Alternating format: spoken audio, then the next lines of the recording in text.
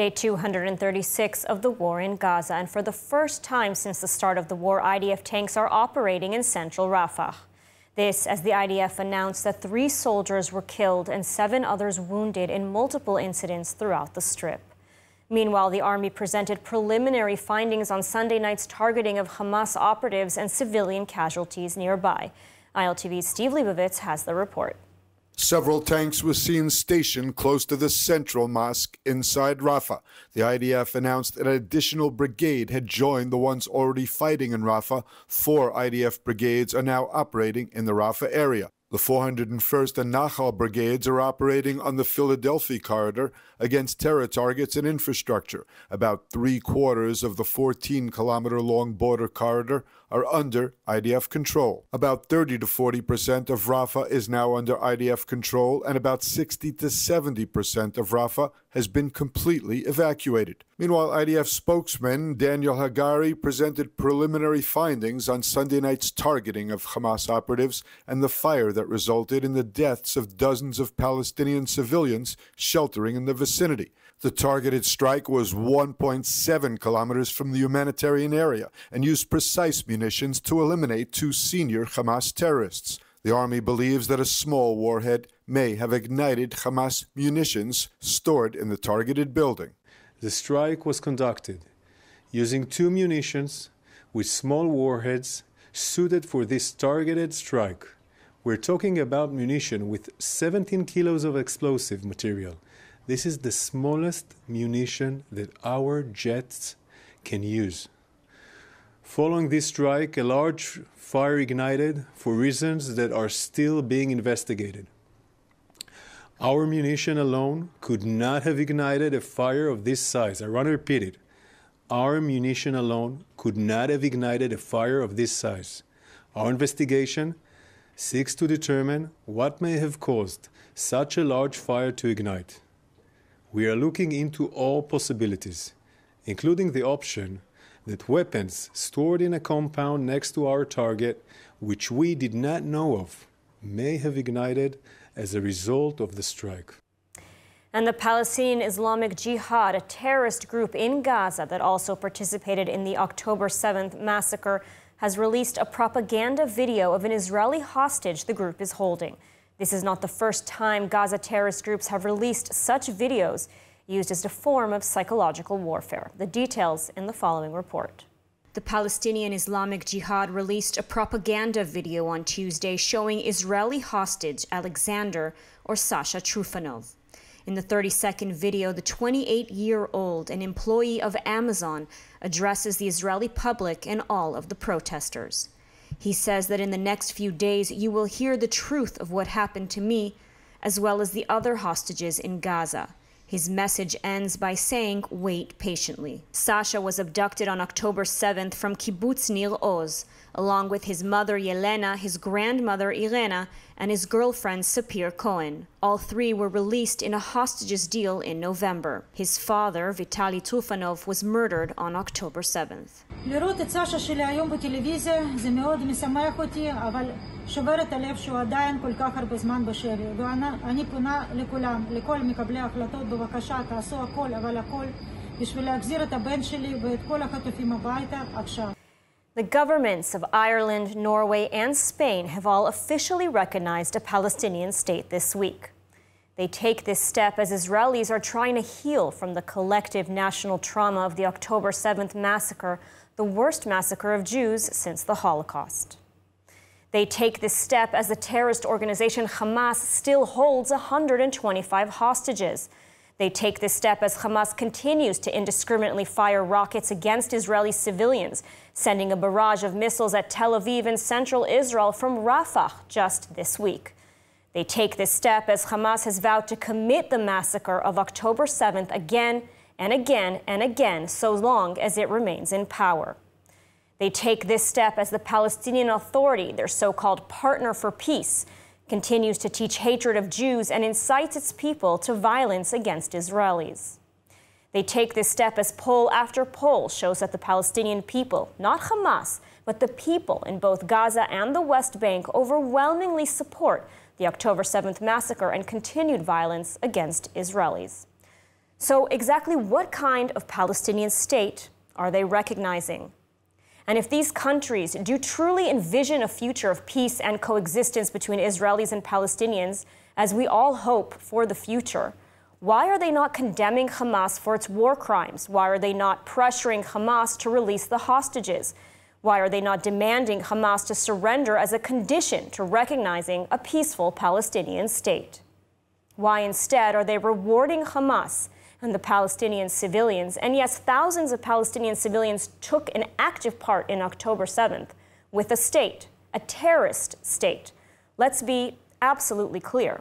Ireland, Norway, and Spain are not recognizing a Palestinian state because they care so deeply for human rights. If they did, they would seek the elimination of Hamas and its radical ideology of hate that has resulted in so much death and destruction for Israelis and Palestinians. These countries are jumping on the bandwagon of the anti-Israel global trend and seizing the opportunity to advance a foreign policy that is deeply hostile to Israel and encourages and supports Islamic terrorists. This is shockingly evident. Norway refuses to label Hamas a terrorist organization. The foreign minister of Norway even prohibited the king from sending a letter of condolence to Israel after October 7th, and has at times refused to call for the release of the hostages. But the Spanish deputy prime minister perhaps sums it up best, when a few days ago she didn't call for peace or for two states living side by side in coexistence. No, she openly called for the elimination of the State of Israel and the establishment of a Palestinian state in its place. Take a look for yourself. Palestina será libre desde el río hasta el mar. With this recognition, these countries send a clear message to Israel. Your security, your very existence at a time when you are fighting for your very survival doesn't matter. With this recognition, they send a clear and dangerous message to Hamas and other Islamic terrorist organizations around the world. Keep it up. October 7th was a success. Terrorism clearly pays, especially when it's against Israel and against Jews.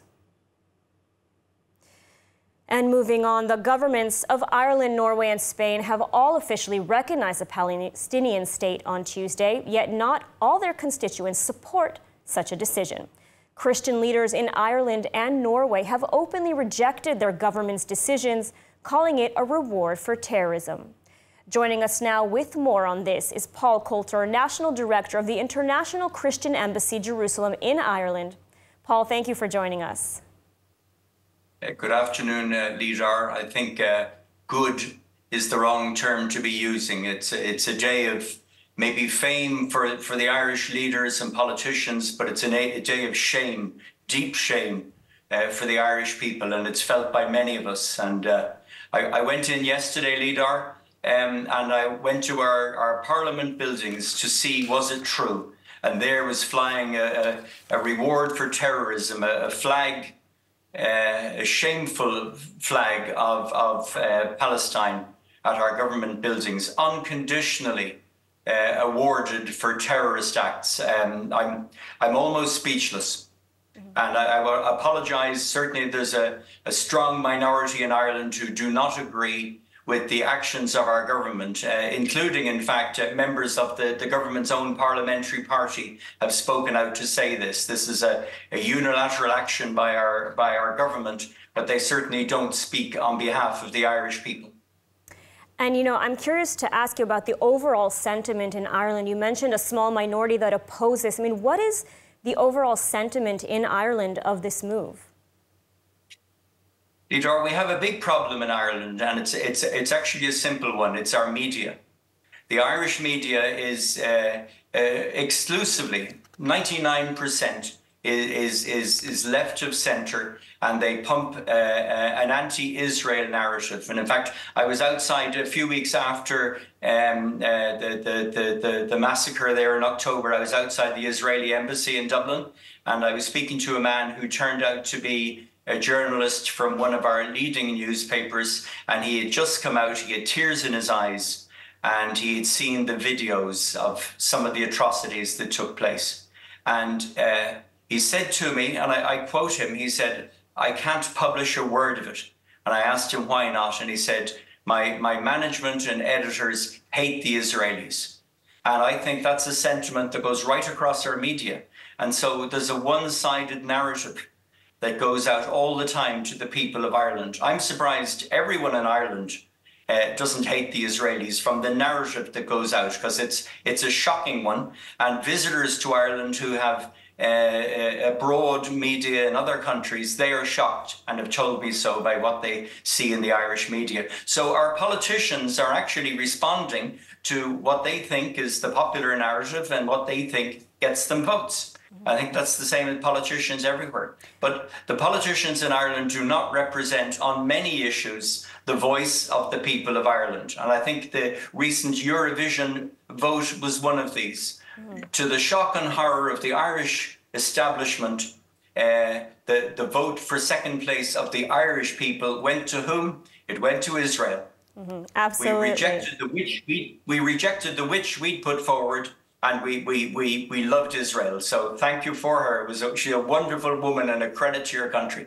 Absolutely, Eden Golan. And, you know, Israel has reacted very harshly to this decision, and ties between the two countries really are strained.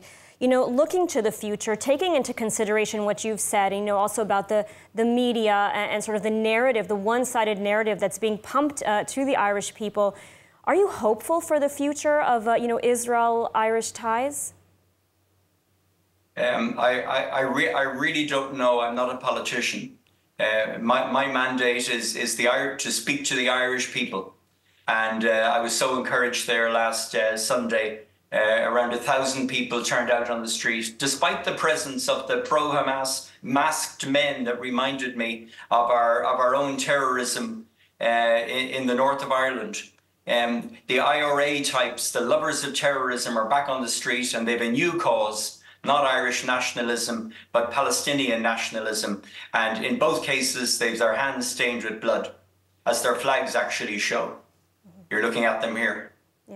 And unfortunately, no, we've also seen growing anti-Semitism in the country, as is the case throughout Europe. You know, is the Irish government acknowledging this, doing anything to address it? And can the Israeli Jewish community and perhaps the Christian community work together to fight anti-Semitism and anti-Zionism in Ireland? Yes, I understand in Ireland the government have actually, one good point of news, they've appointed a SAR for anti-Semitism in Ireland, so at least there's a recognition of this. To be quite fair, I don't think it's widespread, but the Jewish population, it only takes one person in 100 or one person in 1,000, and people feel unsafe. And the Jewish community are telling us that even during the Second World War, Jews in Ireland felt safe. They're no longer able to say that. They do not feel safe in Ireland anymore. And if you were Jewish, you would not go out wearing a kippah. And I wouldn't put a Magen David on my car either, because I guarantee it will be vandalized. So yes, we do have issues here, but it's stoked by the media. All right. Well, Paul Coulter, thank you so much for taking the time to speak with us today. Thank you for the opportunity. And in other news, anti-Israel protesters set ablaze the Israeli embassy in Mexico City in a violent display. This comes after Mexico announced it filed a declaration of intervention against Israel at the International Court of Justice. All the details in the following report. Protesters in Mexico have set fire to the Israeli embassy in Mexico City as clashes broke out between anti-Israel protesters and police. Video shows the embassy ablaze, and multiple reports indicated that at least 6 people were injured in the fire. The incident took place as around 200 people gathered for an urgent action for RAFAH protest outside the embassy. Some of the rioters masked demonstrators, threw stones at the police, and broke down police barricades. The riots come just one day after the International Court of Justice announced that Mexico invoked Article 63 of the Statute of the Court and filed a declaration of intervention in South Africa's genocide case against Israel. In the declaration, Mexico said it seeks to intervene to provide its view on the potential construction of the content of the provisions of the convention relevant to the case. And now for a bit of positive news. Next week, Israel will mark Jerusalem Day, and a small group of children will celebrate in a very special way by traveling to the Israeli capital to pray at the Western Wall for the hostages held in Gaza and for the soldiers fighting in Israel's war fronts. It's an initiative of Yad Ezra Shulamit, an organization which provides hundreds of children a hot meal every day. And now these children are asking you, ILTV viewers, to send your prayers for the occasion. You can do so by scanning the QR code on the screen below.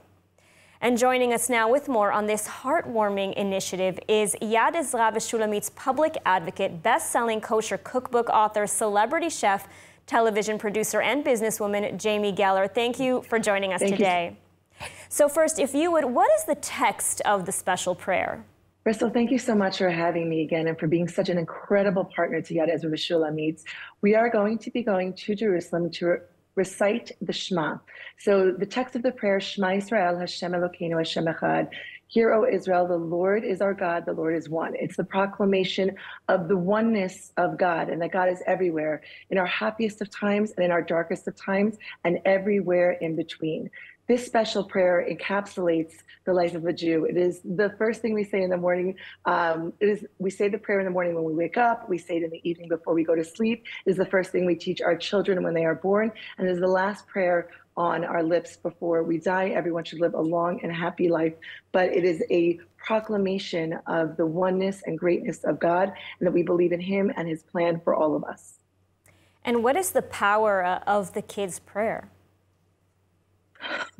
There is nothing like their pure souls praying, as we said, for the return of our hostages, for the success and safety of our soldiers, and for you. We are asking everyone, please, everyone has been such a partner in feeding these hungry children and feeding the orphans and the Yad Ezra Shulamit Children's Centers.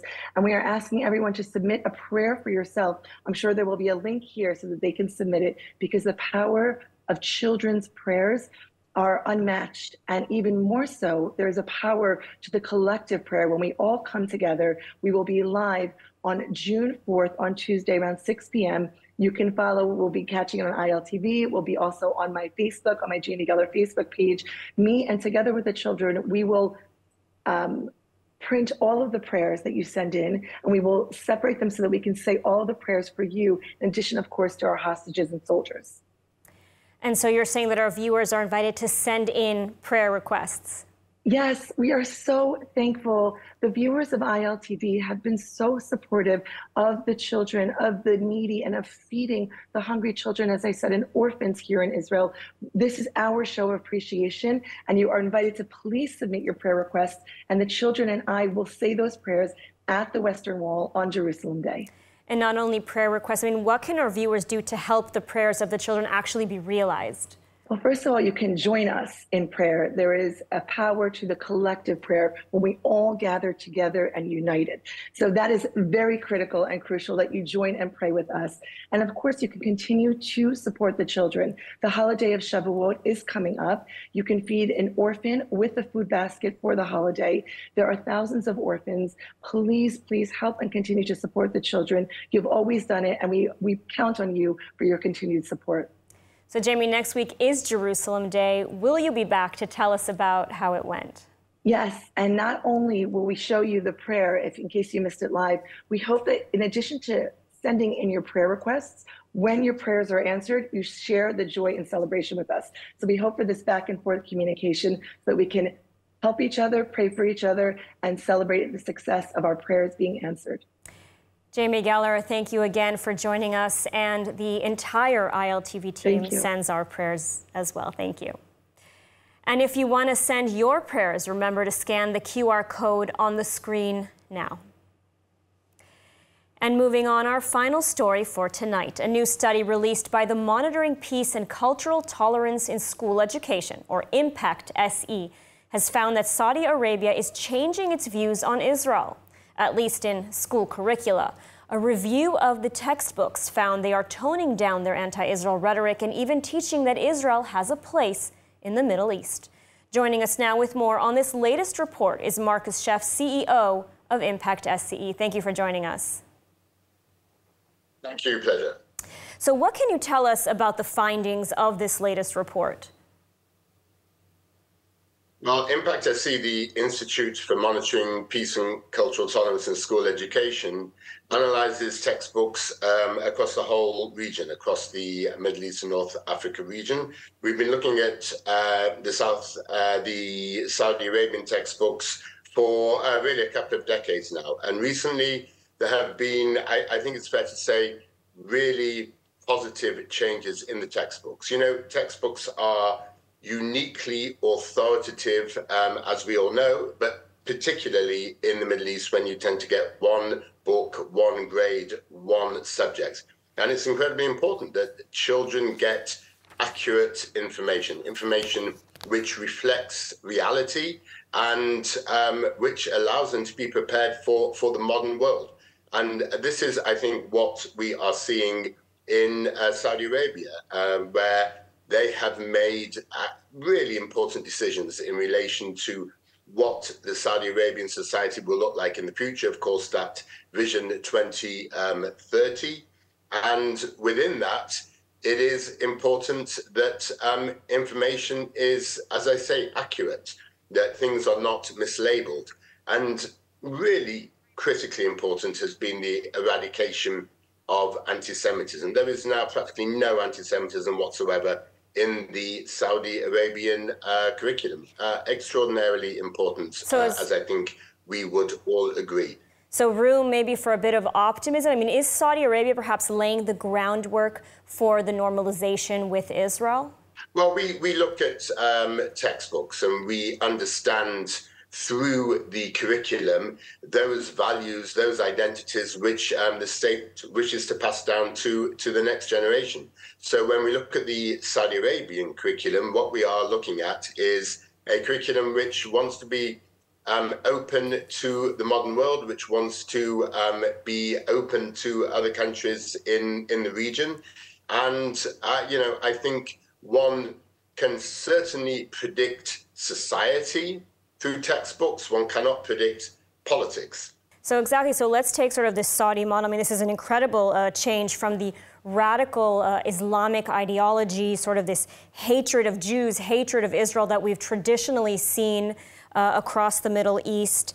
You know, maybe this gives us hope that through education, through de-radicalization, there can be peace. This is something that can perhaps be transitioned to looking at the Palestinians, looking at Gaza, looking at the West Bank. I mean, it's just a matter of making a policy decision. Well, yeah, you know, absolutely. I think that is entirely accurate. And again, you know, I would stress that when children in school are given information which is accurate, when inaccurate or even insightful information has been removed from textbooks, that allows for that possibility of peace, of normalization, of good relations between any set of nations to happen. It is a sine qua non. It is absolutely essential. Frankly, it is impossible for nations to make real peace with each other when school education is geared towards hatred, is geared towards the delegitimization of other countries or of other peoples. Marcus Sheff, thank you so much for speaking with us today. It was a pleasure. Thank you. And now let's take a look at the weather forecast. Rainy showers are expected around most of the country tonight, with lows of around 9 degrees Celsius or 47 Fahrenheit. Then tomorrow we'll see more rain showers alongside steady top temperatures, seeing highs of about 16 degrees Celsius or 62 degrees Fahrenheit. That's all for today's news. For more updates from Israel on all your devices, check out our ILTV channel, subscribe to our ILTV newsletter, and don't forget to check out our website, ILTV.tv, with all the latest news from the heart of the State of Israel. I'm Ladarga Velazi. Be well, stay safe, and thank you so much for watching.